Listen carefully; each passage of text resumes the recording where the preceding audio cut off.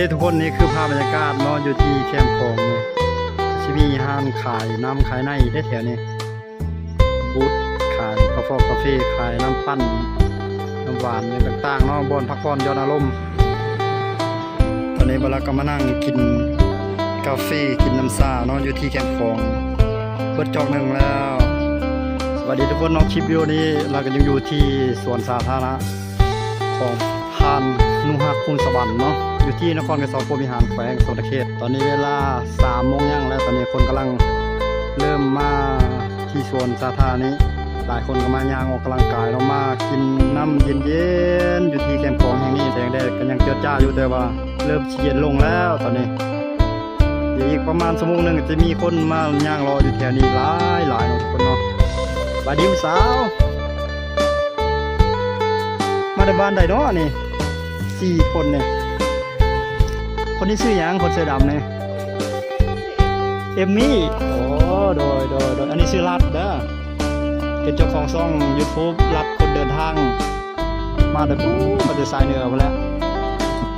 มาแต่ดนแล้วเนาะ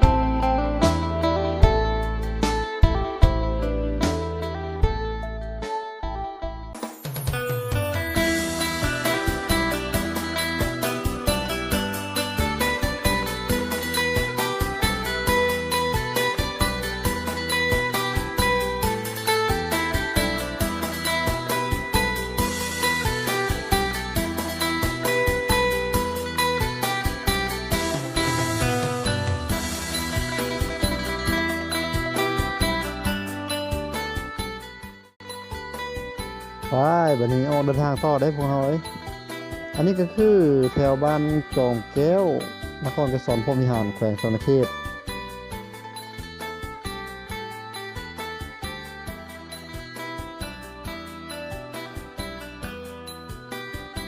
เป็นเส้นทางเลียบตามแม่น้ำคลองเนาะจะสังเกตเห็นว่าบ้านเฮือนของเขาเจ้านี่ติ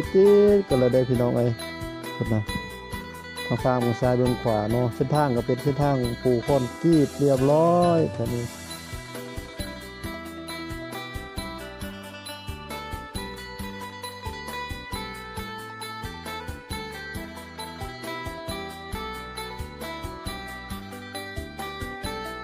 เส้นทางสะอาดสะอ้างดีเนาะแค่นี้เขาเขตบ้านนาแก่กสิโตใส่บ้านปากบ่อได้พี่น้องวิทย์จากปากบ่อแล้วสิฮอดทาสโนแล้วก็สิเลี้ยวซ้ายเข้าใส่วัดทำเจียจากนี้หาวัดทำเจียก็ประมาณ 7-8 หลักนี่แหละประมาณนี้แหละพี่น้องเป็นวัดที่อยู่ในแคมป์โขงเนาะแคมป์แม่น้ำโขงวัดนี้สิมีพญานาค องค์ศักดิ์สิทธิ์เนาะหลายๆองค์ตามเบิ่งใน Facebook ที่เราโพสต์ลงไปนะพี่น้องเอ้ยพญานาคหลายๆองค์ที่เขาเจ้าเฮ็ดน่ะงามงามเนาะเป็นวัดศักดิ์สิทธิ์ที่ชาวแขวงสะนเขตให้ความเคารพนับถือแล้วก็ชาวพุทธทั้งหลายเนาะบ่ว่าจะอยู่ภายในประเทศแล้วก็อยู่ต่างประเทศที่มาเที่ยวชมแขวงสะนเขตหรือว่านครไกรสอนพรหมวิหารนี่หลายคนก็ไปเที่ยวเบิ่งถ้ำเจียแถวนี้แหละอยู่ในถ้ำเจียที่นี่ไก่เป็นไก่โตไก่หยังเนี่ยไก่พันธุ์เตี้ยนะเขาจะเอามาปล่อยมาหยังใส่หลายได้แล้วก็ป่าเนาะมีปลาเงินปลาทองปลาเงินปลาทองนี่ก็หลายปลานิ่นเป็นสัตว์ต่างๆเนาะเป็นเอี้ยนเป็นหยังนะสัตว์น้ำในส่วนหลายเขามาปล่อยหลายในบ่อนหนองนะมันจะเป็นหนองธรรมชาติได้อยู่ในกลางวัดนะเชื่อกันว่ามีพญานาคเฝ้ารักษาอยู่เนาะจุดนี้ก็เป็นจุดที่ว่ามีครัวมิตรภาพไทยลาวไทยสวรรณเขตมุกดาหารนะพี่น้องเอ้ยข้ามจากสวรรณเขตหามุกดาหารนี่เนาะเป็นเส้นทางเชื่อมโยงหรือว่าเป็นสะพานเชื่อมโยงจากประเทศลาวหาประเทศไทยแล้วก็ประเทศไทยหาประเทศลาวพี่น้องเอ้ยจุดนี้ก็เป็นอีกจุดหนึ่งที่ว่าผู้คนให้ความสนใจเนาะเป็นบ่อนท่องเที่ยวเป็นบ่อนพักผ่อนหย่อนอารมณ์ในยามแรงกว่านี้สิมีคนมานั่งกินน้ำกินข้าวต้มขนมกินจ้ามกินหยังเนาะกินจ้ามเอ็นจ้ามอย่างหลายนี่อันนี้ก็คือแม่น้ำโขงอยู่ฝั่งซ้ายมือนี่เนาะฝั่งนั้นก็เป็นจังหวัดมุกดาหารเนาะหรือว่าเมืองมุกดาหารประเทศไทยแลนด์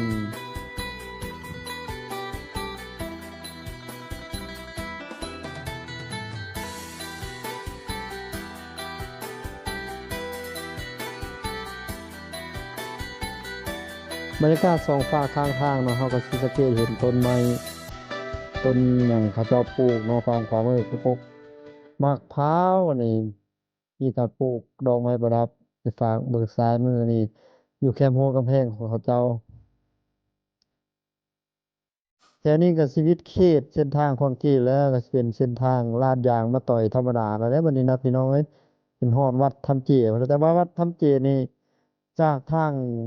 ยางลาดมาต่อยนี่เข้าไปเนาะจากทางด่านตรงนี้ไงมันสิเป็นทางคอนกรีตได้7-8โมงเช้านี่คนหลายเลยจนฮอด4-5โมงแลงเนาะอืมตามปกติแล้วนะที่ไปรับได้เห็นเขาเจ้าโพสต์ลงในโซเชียลมีเดียต่างๆอะนะแต่เวลาก็บ่ทันได้เคยไปจักเทื่อเนาะทุกคนเนาะในมื้อนี้น่าสิพาทุกคนไปสัมผัสเบิ่งบรรยากาศตัวจริงอยู่ที่วัดถ้ำเจียเนาะวัดที่ผู้คนให้ความสนใจให้ความสักการะบูชาเนาะเป็นวัดศักดิ์สิทธิ์ที่สถานที่หนึ่งที่น่าเที่ยวชมของแขวงสะมเทศทุกคนเลยวัดถ้ำเจียแห่งนี้นี่มีความเจริญหลายเด้อสำหรับดอกไม้ทูบเทียนนี่ เราจะไปซื้อเอาอยู่ทางนาเลยอยู่ทางเขาวัดเลยจะมีผู้คนขายเนาะมันจะมีคนขายหลายแต่ภาคทางเข้าจนฮอดแคมป์วัดเลยพี่น้องอยู่ในกลางวัดก็จะมีคนขายดอกไม้ธูปเทียนขันหมากเบงเนาะเครื่องสักการะบูชาเครื่องสำหรับขอพรสิ่งศักดิ์สิทธิ์ทั้งปวงอยู่ในวัดแห่งนั้นเนาะภายในวัดก็สิมีนกมีหยังหลายเนาะมีบรรดารูปปั้นองค์พญานาคแล้วก็มีรูปปั้น ของพระพุทธเจ้าเนาะพุทธรูปประดิษฐานไว้หลายอยู่นั้นแต่ละมื้อแต่ละวันก็สิมีคนมากราบไหว้สักการะบูชาหลายเลยพี่น้องเอ้ย